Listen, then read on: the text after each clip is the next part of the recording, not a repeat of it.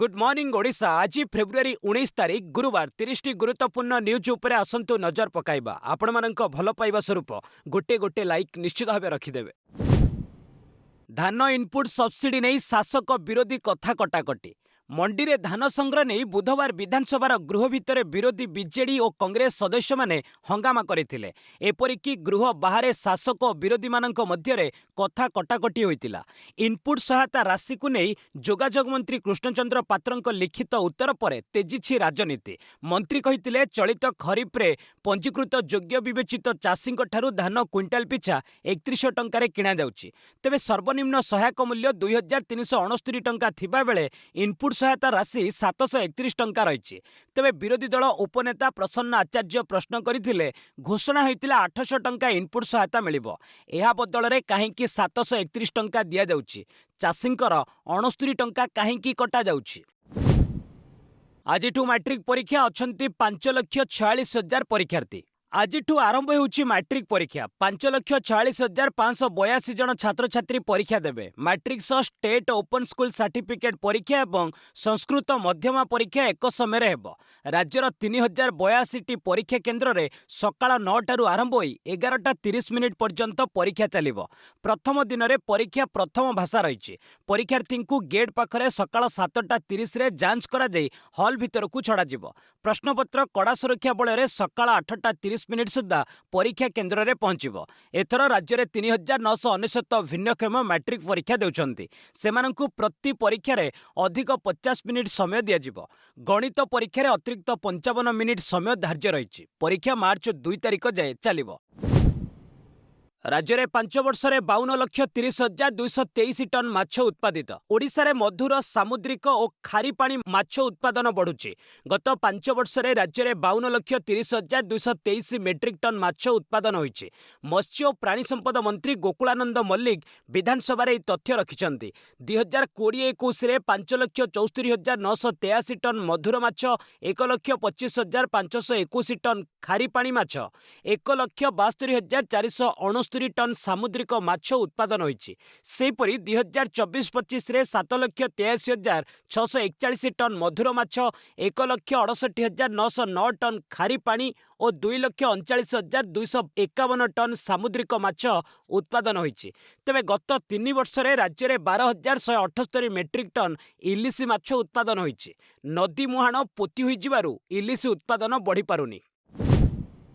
जुक्त 2 परीक्षा प्रथम दिन में 157 जन अनुपस्थित। आरंभ होइछि जुक्त 2 परीक्षा। परीक्षार प्रथम दिन थिला विज्ञान विषयर मातृभाषा ओडिया। प्रथम दिन में सारा राज्य में मोट 96,929 जन छात्र छात्री परीक्षा देइछन्ति। 157 जन अनुपस्थित थिबा बेले काहाकू माल प्रैक्टिस करा जाइनी। प्रकाश थाउ कि राज्य में 1,357 टी परीक्षा केन्द्र सह 7 टी उपकेन्द्र होइछि। कॉपी रोकिबा लागि 75 टी जोर्नाल स्क्वाड नियोजित करा जाइछि। एथिसह 1,364 टी निरीक्षक स्क्वाड और 1,364 टी जिला प्रशासन स्क्वाड अछन्ति। तेबे प्रथम दिन में सेट बी रो 15 नंबर प्रश्न रे त्रुटि थिबा अभियोग होइछि। उक्त प्रश्न रे पठित कविता अवलंबन रे तले दिया जाइथिबा समस्त प्रश्नर उत्तर प्रत्येक गोटिए वाक्य प्रदान कर बोली उल्लेख रही, किंतु पूरा प्रश्नपत्र रे केउठी भी कविता दिया जाइनी, जाहाकु नै परीक्षार्थी माने द्वंद्व पड़िथिले। राज्यसभा निर्वाचन पाई तारीख फिक्स। 37 आसन पाई 10 राज्य हेबो महालढ़ई। राज्यसभा निर्वाचन बिगुल बाजी जाइछि। भारतर निर्वाचन कमिशन राज्यसभा निर्वाचन पाई कार्यसूची घोषणा करिसेंति। एही निर्वाचन गुड़िक एप्रिल 2026 रे शेष होतिबा सदस्यंक आसन पूरण पाई अनुष्ठित हेउछि। 10टी राज्य रे 37टी आसन पाई निर्वाचन अनुष्ठित हेबो। एही राज्य गुड़िक हला ओडिशा, बेंगल, बिहार, तमिलनाडु, महाराष्ट्र, आसाम, छत्तीसगढ़, हरियाणा, तेलंगाना और हिमाचल प्रदेश। निर्वाचन कमिशन को द्वारा प्रकाशित कार्यसूची अनुଯାयी आसंता फेब्रुआरी 26 तारिख रे विज्ञप्ति जारी करा जिवो। प्रार्थीपत्र दाखल शेष तारीख मार्च 5 रही। यापर 6 रे जांच एवं 9 रे प्रत्याहार प्रक्रिया समाप्त हेबो। एही समस्त आसन पाई मार्च 16 रे भोट हेबो। सेही दिन फलाफल घोषणा करा जिवो। इंडिया एआई इम्पैक्ट समिट प्रधानमंत्री को भेटिले गूगल सीईओ सुंदर पिचाई। भारतर एआई इम्पैक्ट समिट 2026 जातीय राजधानी दिल्ली में अनुष्ठित होउछि। विश्वर शीर्ष टेक दिग्गज मान समेत अनेक जनप्रतिनिधि एथिरे अंशग्रहण करने को भारत गस्तर आसुछन्ति। एही परिप्रेक्षी में गूगल सीईओ सुंदर पिचाई बुधवार प्रधानमंत्री नरेंद्र मोदी को भेटिथिले। पिचाई प्रधानमंत्री मोदी सहित विभिन्न वैषयिक विषय उपरे आलोचना करथिले। एही अवसर में गूगल अनेक प्रतिनिधि मध्य उपस्थित रही। आसंता काली सुंदर पिचाई इम्पैक्ट समिट को संबोधित करिवार कार्यसूची रही। उल्लेखयोग्य नुआदिल्ली भारत मंडपम रे एही सम्मिलनी अनुष्ठित होउछि। एही 5 दिनिया सम्मिलनी शुक्रवार समाप्त हेबो। एहा ग्लोबल साउथर प्रथम एवं विश्वस्तर रे चतुर्थ बृहत एआई शिखर सम्मिलनी बोली कहा जाउछि। 600 रु अधिक उच्च क्षमता स्टार्टअप एथिरे अंशग्रहण करुछन्ति। सेही भली 13टी देशर पाभिलियन मध्य स्थापन करा जाइछि। एआई इम्पैक्ट समिट को चीन रोबोट आनी भारत को लज्जित कला घरोई विश्वविद्यालय। दिल्ली में अनुष्ठित एआई इम्पैक्ट सम्मिलनी एक वीडियो सोशल मीडिया रे बड़ वितर्क सृष्टि करिछि। वीडियो रे ग्रेटर नोएडार गाल गोटियास विश्वविद्यालय स्टल एक रोबोटिक कुकुर प्रदर्शित होइतिला। सामाजिक गणमाध्यम रे लोके अभियोग करथिले जे विश्वविद्यालय चीन प्रजुक्ति विद्या को निजर भावे उपस्थापन करुछि। किछि एहाकु प्रजुक्ति विद्या चोर बोली कहिथिले। सेहि भली चाइना पल्स सोशल मीडिया रे रोबोटर फोटो एवं वीडियो शेयर करी दाबी करथिला जे एहा पूर्वरु चीन रोबोटिक्स कंपनी द्वारा प्रदर्शित समान मॉडल। परे विश्वविद्यालयर जालियाती पर्दाफाश होइतिला। एही रोबोटिक कुकुर प्रकृत में चीन कंपनी यूनिट्री रोबोटिक्स एक मॉडल एवं एहा विदेशरू किणा जाइतिला। भारत में यह निर्मित होई नथिला। विश्वविद्यालयर जालियाती देश को लज्जित करिथिबारु सेमानंकु तुरंत एआई समिट एक्सपो छाड़ी चली जिबाकू कुहा जाइछि। मध्यप्राच्य रे घनेला युद्ध भय अमेरिका पठाइला 50 युद्ध विमान। मध्यप्राच्य रे युद्ध घनघटा आतंक सृष्टि कलानी। ईरान उपरे होई पारे बड़ आक्रमण। अमेरिका और इस्राएल मिसी ईरान उपरे प्रचंड हमला करि पारंती। अमेरिका गत 24 घंटा मध्य मध्यप्राच्य को 50 रु अधिक युद्ध विमान पठाइछि। एही विमान मध्य शक्तिशाली F-22, F-35 और F-16 फाइटर जेट रही।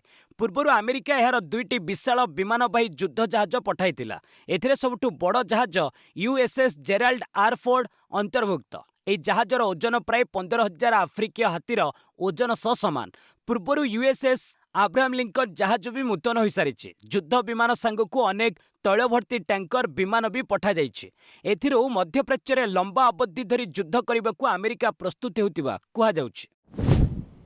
किरेन रिजिजूंको बयान राहुल देशर सुरक्षा प्रति विपद। केंद्र संसदीय व्यापार मंत्री किरेन रिजिजू बुधवार लोकसभार विरोधी दल नेता राहुल गांधी को कड़ा समालोचना करिसेंति।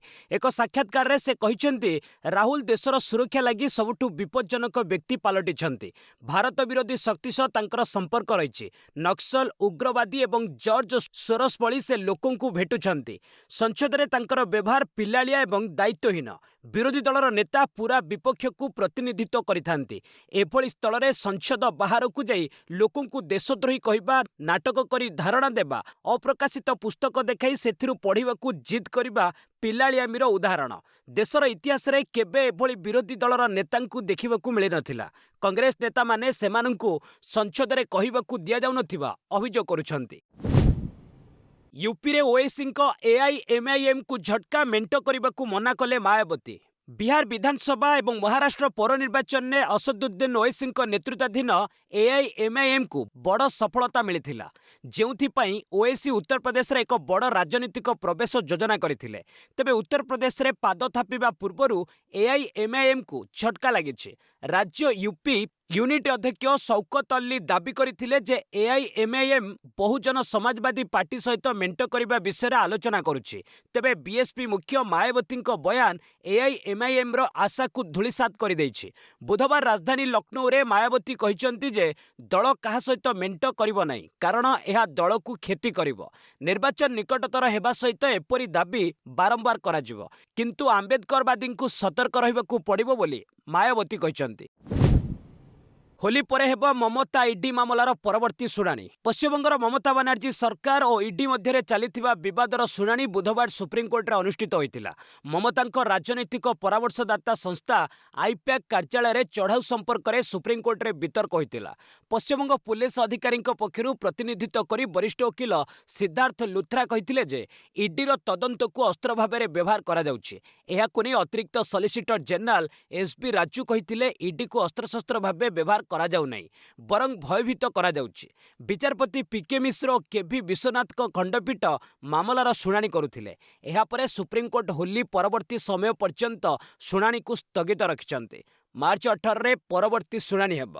प्रकाशयोग्य गत जनवरी 8 तारिख रे ममतांक राजनैतिक परामर्शदाता आईपैक कार्यालय रे ईडी चढ़ाऊ करिथिला। एहा परे पश्चिमबंग पुलिस ईडी ठारू समस्त कागजपत्र छड़ाई आनिथिबा अभियोग होइतिला।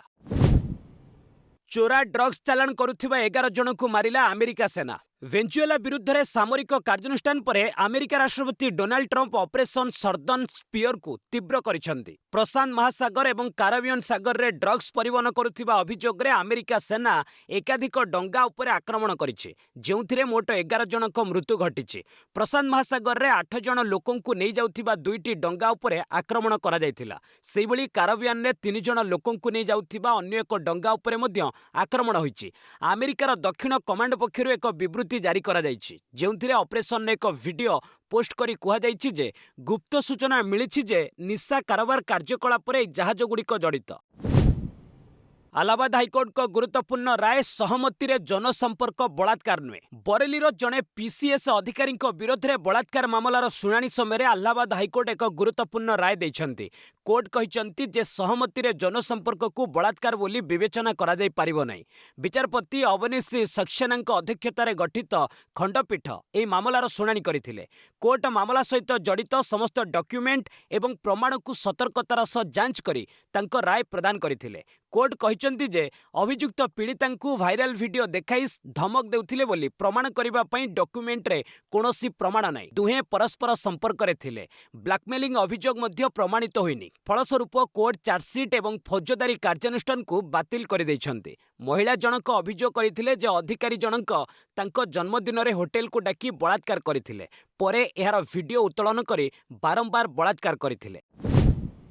गेहलोट को समयर बजेट को झील सह तुलना करी फसिले राजस्थान विधायक। राजस्थान विधानसभा रे बजेट अधिवेशन चली। एही समय शासक बीजेपी विधायक बहादुर सिंह कोहली एक बयान दैछन्ति, जहा राज्य रे विवाद सृष्टि करिछि। गृह भितर पुओ और झील तुलना करी बहादुर को असंवेदनशील बयान राजस्थान ने पुणी थरे एक गुरुत्वपूर्ण प्रसंग उठाई। बजेट अधिवेशन मध्य बहादुर कहिथिले जे भजनलाल शर्मा बीजेपी सरकार बजेट हेउछि पुओ। अशोक गहलोट को कांग्रेस सरकार बजेट झील थिला, जहा कांग्रेस पराजयर कारण थिला। आमर सरकार प्रथम बजेट रे पुओ एवं तापरे द्वितीय और तृतीय बजेट रे मध्य पुओ जन्म देइछि। जो माने निज युवक अवस्था पुओ को जन्म दियंती से माने सबु बेले काम रे आछन्ती, किंतु गहलोट तांको शेष बजेट रे मध्य झील जन्म देइथिले। सेथिपई सेमाने आज विरोधी दल रे अछन्ती। बहादुर को ए मंतव्य को नै एबे चारिआडे वितर्क चलिछि। गत वर्ष 2800 भारतीयों को विदा करिछि कानाडा। कानाडा सरकार 2025 प्रथम 10 मासरे 2831 भारतीयों को कानाडारू विदा करिसेंती। कानाडियन बॉर्डर सर्विसेज एजेंसी पक्षरु एही तथ्य प्रदान करा जायछि। गत वर्ष मोट 18,785 जन को कानाडारू विदा करा जायतिला। सेमानक मध्यरे भारतीयों संख्या द्वितीय रे रहिछि। सबुठु अधिक लोक मेक्सिको रे थिले। एबे आहुरी 29,542 जन को कानाडारू बाहर करिबा प्रक्रिया चलिछि। सेमानक मध्यरे 6,515 भारतीय भी अछंती। जो माननकु कानाडा सरकार बाहर करिसेंती सेमानक मध्यरु अनेकंक विरोध रे अपराधिक मामला रहिछि, किंतु अधिकांश लोकंकु शरणार्थींक पई थिबा नियम मानि नथिबारु विदा करा जायछि। कानाडा रे इमिग्रेशन एबे बड़ राजनीतिक प्रसंग होइछि। जूनागढ़ जाए गड़िब इस्पात एक्सप्रेस 22 रु नियमित चलिब। हावड़ा टिटलागढ़ हावड़ा इस्पात एक्सप्रेस जूनागढ़ रोड पर्यंत संप्रसारित करा जायछि। पश्चिम ओडिशा रे रेल संजोग को सुदृढ़ करबा दिगरे एहा एक गुरुत्वपूर्ण पदक्षेप। आज जूनागढ़ रोड एवं टिटलागढ़ मध्य संप्रसारित भागर उद्घाटन हेब। हावड़ा टिटलागढ़ इस्पात एक्सप्रेस एबे जूनागढ़ रोड पर्यंत चलिब। एहा 21 फेब्रुआरी रु हावड़ा रु आरंभ हेब। सेहीपरि टिटलागढ़ हावड़ा एक्सप्रेस 22 तारिख रु जूनागढ़ रोड रु आरंभ हेब। संप्रसारित हावड़ा टिटलागढ़ जूनागढ़ रोड इस्पात एक्सप्रेस टिटलागढ़ एवं जूनागढ़ रोड मध्य केसिंगा, लांजीगढ़ रोड एवं भवानीपाटना स्टेशन रे रहणी करिब। नाइजेरिया सीसा खनि रे विस्फोरण 38 मृत। मध्य नाइजेरियार प्लाटेउ राज्य रे थिबा एक सीसा खनि रे बुधवार गैस विस्फोरण घटिछि। सेथिरे अति कम रे 38 जन श्रमिक प्राण हराइछन्ति। समस्तଙ୍କ बयस 20 रु 35 मध्यरे। अन्य 27 जन आहतंकु निकटवर्ती हस्पिटाल रे भर्ती करा जाइछि। विस्फोरणटी प्लाटेउ राज्यर बसर जिल्ला रे थिबा कंपनी जुरा खनिस्थल रे घटिछि। ताहा सॉलिड माइनिंग कंपनी द्वारा परिचालित हेउतिला। खनि रे काम चलिथिबा बेले सकाळ 7:30 रु 8टा मध्यरे गैस विस्फोरण होइतिला। एहा परे श्रमिक माननकु उद्धार करिबाकु बहु उद्यम होइतिला, किंतु दुर्भाग्यकु 38 जन प्राण हराइथिले। बढ़ुची तैल दर घनेला युद्ध आशंका। ईरान अमेरिका उत्तेजना भितरे हरमुज प्रणाली बंद। विश्व बजार रे अशोधित तैल दर रे पुणी वृद्धि घटिछि। ब्रेंट क्रूड बैरेल पिछा 67.59 डॉलर एवं WTI 62.49 डॉलर रे कारोबार करुछि। ईरान एवं अमेरिका मध्य बढ़ुतिबा तिक्तता एवं युद्ध आशंका जोगु बजार अस्थिर होई पड़िछि। ईरान एहार सामरिक अभ्यास समय विश्वर अन्यतम व्यस्तबहुल तैल परिवहन मार्ग हरमुज प्रणाली को आंशिक भावे बंद करिथिबारु जोगाण बाधाप्राप्त हेबा नै भय सृष्टि होइछि। जेनेभारे आणविक चुक्ति नै आलोचना चलिथिले हें चूड़ांत समाधान एबे भी बहु दूर रे। यूरेशिया ग्रुपर आकलन अनुसार आसंता एप्रिल सुधा अमेरिका ईरान उपरे सामरिक आक्रमण करिबार 65% संभावना रहिछि। जदि परिस्थिति अधिक बिगिड़े तेबे अंतर्जातीय बजार रे तैल दर आहुरी आकाश छुआ होई पारे। भारत भली आमदानीकारी देशगुड़िक पई एहा चिंतार विषय पालटिछि। भारत में एआई क्रांति शिक्षा और शिल्प पई एनवीडिया एवं ओपन एआई रो बड़ डील। नुआ दिल्ली रे चलीथिबा एआई इंपैक्ट समिट 2026 रे विश्वर दुई बृहत संस्था एनवीडिया एवं ओपन एआई भारत पई बड़ घोषणा करिसंती। एनवीडिया भारतीय कंपनी योटा, एल&टी एवं E2E नेटवर्क सह मिसी देश रे शक्तिशाली एआई क्लाउड भित्तिभूमि स्थापन करिवो। एहा द्वारा भारतीय स्टार्टअप और गवेषक माने स्वदेश रे एआई मॉडल प्रस्तुत और परिचालना करि परिबे। सेहिपरि चैटजीपीटी प्रस्तुतकारी संस्था ओपन एआई भारतर प्रमुख शिक्षानुष्ठान यथा आईआईटी दिल्ली, आईआईएम अहमदाबाद एवं एम्स सह सहभागिता करिछि। एहा द्वारा प्राय 1 लाख छात्र छात्री एवं कर्मचारी एआई कौशल शिखिबार सुजोग पाइबे। शिक्षा क्षेत्र में एआई को सार्वजनीन करिबा पई संस्थाटी फिजिक्सवाला एवं अपग्रेड भली प्लाटफर्म सह मध्य हाथ मिलाइछि। एही बृहत पदक्षेप भारत को विश्वर एक प्रमुख एआई हब भावे गढ़ी तोलिबारे सहायक हेब। शेयर बजार रे क्रमागत 3 दिन पई बढ़िला सेंसेक्स और निफ्टी। बुधवार भारतीय शेयर बजार रे सकारात्मक माहौल देखिबाकू मिलिछि। क्रमागत तृतीय दिन पई सेंसेक्स और निफ्टी लाभरे बंद होइछन्ति। कारोबार शेष सुधा सेंसेक्स 283.29 पॉइंट बढ़ी 83,734.25 स्तर रे थिबा बेले निफ्टी 50 सूचकांक 93.95 पॉइंट वृद्धि पाई 25,819.35 रे पहुंचिछि। विशेषकर मेटाल, पीएसयू बैंक एवं एफएमसीजी क्षेत्र रे 1% रु अधिक वृद्धि घटिछि। टाटा स्टील शेयर मूल्य 2.9% बढ़िथिबा बेले जेएसडब्ल्यू स्टील और सेल मध्य लाभवान होइछन्ति। अन्य पक्षरे एआई को नै लागि रहितिबा अनिश्चितता जोगु आईटी सूचकांक रे 1.2% पतन घटिछि एवं इन्फोसिस शेयर 1.3% ह्रास पाइछि। विदेशी पुंजीनिवेश जोगु डॉलर तुलन में भारतीय टंका 5 पैसा मजबूत होई 90.67 स्तर में बंद होइछि। एथिसह भारत फोर्ज एवं विविडियन मध्य ऑटोमोटिव और प्रतिरक्षा क्षेत्र में सहभागिता पई चुक्ति स्वाक्षरित होइछि। राज्य में असाधु सुना व्यवसायी को 80,000 टंका जरिमाना। 2025-26 आर्थिक वर्ष में अद्यावधि 9 जन असाधु सुना व्यवसायी विरोध में 80,000 टंका जरिमाना लागू होइछि। 2024-25 रे 4 जन व्यवसायी विरोध में 48,000 टंका जरिमाना लागू होइतिला। 2023-24 रे 6 जन व्यवसायी उपरे 1,55,000 टंका एवं 2022-23 रे यह 23,500 टंका जरिमाना थिला। हॉलमार्क सुनार मानकरे त्रुटि थिले ए कार्यानुष्ठान निया जाउछि। गत 3 वर्ष रे नमूना परीक्षण रे विफलता जोगु 6टी पंजीकरण बातिल होइछि। खाद्य जोगाण एवं खाउटी कल्याण मंत्री कृष्णचंद्र पात्र विधानसभा रे ए सूचना दैछन्ति। उल्लेखयोग्य सुना गहना दोकानर माप और ओजन यंत्र गुडी को जांच करिबा लागि 72टी प्रयोगशाला काम करुछि।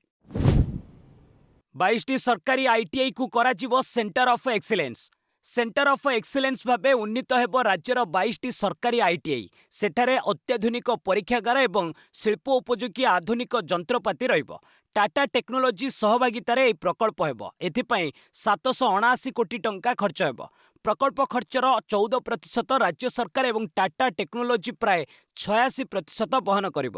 ଏନେଇ ବିଶ୍ୱ ଦକ୍ଷତା କେନ୍ଦ୍ରରେ ବୁଧବାର ବୁଝାମଣା ପତ୍ର ସ୍ୱାକ୍ଷର ହୋଇଛି। ଉତ୍କର୍ଷ କେନ୍ଦ୍ରଗୁଡ଼ିକରେ ଅଟୋମୋବାଇଲ ଯଥା ବୈଦ୍ୟୁତିକ ଯାନବାହନ, ଡିଜାଇନ ଓ ଯାଞ୍ଚ ଉପକରଣ, 3D printing, robotics, internet of things, ଆଧୁନିକ ମ୍ୟାନୁଫ୍ୟାକ୍ଚରିଂ, ଉନ୍ନତ ସିଏନ୍ସି ଏବଂ ଭିଏମ୍ସି ମେସିନ୍ ଏବଂ ପ୍ରୋସେସ କଣ୍ଟ୍ରୋଲ ଉପରେ ଗୁରୁତ୍ୱ ଦିଆଯିବ। ଏସବୁ ପାଇଁ ଟାଟା ଟେକ୍ନୋଲୋଜି 5 ବର୍ଷ ପର୍ଯ୍ୟନ୍ତ ପ୍ରଶିକ୍ଷକ ନିୟୋଜନ, ଯନ୍ତ୍ରପାତି ରକ୍ଷଣାବେକ୍ଷଣ ଏବଂ ନିଯୁକ୍ତି କ୍ଷେତ୍ରରେ ସହାୟତା ପ୍ରଦାନ କରିବ। ରାଜ୍ୟରେ 1.5 ବର୍ଷରେ 4,40,000 ଏମ୍ଏସ୍ଏମ୍ଇ ପଞ୍ଜୀକୃତ। ଆର୍ଥିକ ବର୍ଷ 2024-25 ଓ 2025-26 ସେପ୍ଟେମ୍ବର ସୁଦ୍ଧା ରାଜ୍ୟରେ 4.40 ଲକ୍ଷ ପଞ୍ଜୀକୃତ ହୋଇଛି। ଏହି ଉଦ୍ୟୋଗଗୁଡ଼ିକରେ 33.49 ଲକ୍ଷ ଲୋକ ନିଯୁକ୍ତି ପାଇଛନ୍ତି। ରାଜ୍ୟରେ ମୋଟ 13.46 ଲକ୍ଷ ଏମ୍ଏସ୍ଏମ୍ଇ ପଞ୍ଜୀକୃତ ହୋଇଥିବା ଏମ୍ଏସ୍ଏମ୍ଇ ମନ୍ତ୍ରୀ ଗୋକୁଳାନନ୍ଦ ମଲ୍ଲିକ ସୂଚନା ବିଧାନସଭାରେ ଦେଇଛନ୍ତି। ଚଳିତ ଆର୍ଥିକ ବର୍ଷରେ ବଜେଟ୍ରେ ଏମ୍ଏସ୍ଏମ୍ଇ ବିଭାଗ ପାଇଁ 758.86 କୋଟି ବ୍ୟୟବରାଦ କରାଯାଇଥିଲା। ଗତ 2 ବର୍ଷରେ ରାଜ୍ୟରେ 680 ଷ୍ଟାର୍ଟଅପ୍ ପଞ୍ଜୀକୃତ ହୋଇଛନ୍ତି। ଖୋର୍ଦ୍ଧାରେ ସର୍ବାଧିକ 416 ନୂଆ ଷ୍ଟାର୍ଟଅପ୍ ଆସିଛନ୍ତି। କଟକରେ 64, ଗଞ୍ଜାମରେ 29, ସୁନ୍ଦରଗଡ଼ରେ 23, ପୁରୀରେ 15, ବାଲେଶ୍ୱରରେ 14 ଏବଂ ଅନୁଗୁଳରେ 11ଟି ନୂଆ ଷ୍ଟାର୍ଟଅପ୍ ଆସିଛି। ଷ୍ଟାର୍ଟଅପ୍ କ୍ଷେତ୍ରରେ ଓଡ଼ିଶା ଆସ୍ପାଇରିଂ ଲିଡର ବର୍ଗରେ ରହିଛି। ଚୀନ କାରକୁ ନୋ ଏଣ୍ଟ୍ରି ଡାଟା ଚୋରି ଭୟରେ ସାମରିକ ଘାଟିରେ ପ୍ରବେଶ ଉପରେ ରୋକ ଲଗାଇଲା ପୋଲାଣ୍ଡ। ସୁରକ୍ଷା ଦୃଷ୍ଟିରୁ ଏବଂ ଗୁପ୍ତ ତଥ୍ୟ ଚୋରି ଆଶଙ୍କାରେ ଚୀନରେ ନିର୍ମିତ କାର ଉପରେ ପୋଲାଣ୍ଡ ସରକାର କଡ଼ା କଟକଣା ଲଗାଇଛନ୍ତି। ଚୀନ କାରଗୁଡ଼ିକୁ ଦେଶର ସାମରିକ ଘାଟି ମଧ୍ୟରେ ପ୍ରବେଶ ପାଇଁ ସମ୍ପୂର୍ଣ୍ଣ ନିଷେଧ କରାଯାଇଛି। ପୋଲାଣ୍ଡ ସେନା ମୁତାବକ ଏହି ଗାଡ଼ିଗୁଡ଼ିକରେ ଥିବା ଅତ୍ୟାଧୁନିକ ଡିଜିଟାଲ ସିଷ୍ଟମ ଜରିଆରେ ଗୁରୁତ୍ୱପୂର୍ଣ୍ଣ ତଥ୍ୟ ଚୋରି ହେବାର ଭୟ ରହିଛି। ସେହିପରି ସରକାରୀ କର୍ମଚାରୀମାନେ ସେମାନଙ୍କର ସରକାରୀ ଫୋନ୍କୁ ଚୀନ କାରର ଇନଫୋଟେନମେଣ୍ଟ ସିଷ୍ଟମ ସହ ସଂଯୋଗ କରିପାରିବେ ନାହିଁ। ଯେଉଁ ଗାଡ଼ିଗୁଡ଼ିକରେ ଲୋକେସନ, ଫଟୋ କିମ୍ବା ଶବ୍ଦ ରେକର୍ଡ କରିବା ଭଳି ସୁବିଧା ଅଛି, ସେଗୁଡ଼ିକୁ ମଧ୍ୟ ସାମରିକ ଅଞ୍ଚଳରେ ବାରଣ କରାଯାଇଛି। ତେବେ ଡାକ୍ତରଖାନା, ପାଠାଗାର ଏବଂ କ୍ଲିନିକ ଭଳି ସାଧାରଣ ସ୍ଥାନରେ ଏହି କଟକଣା ଲାଗୁ ହେବ ନାହିଁ।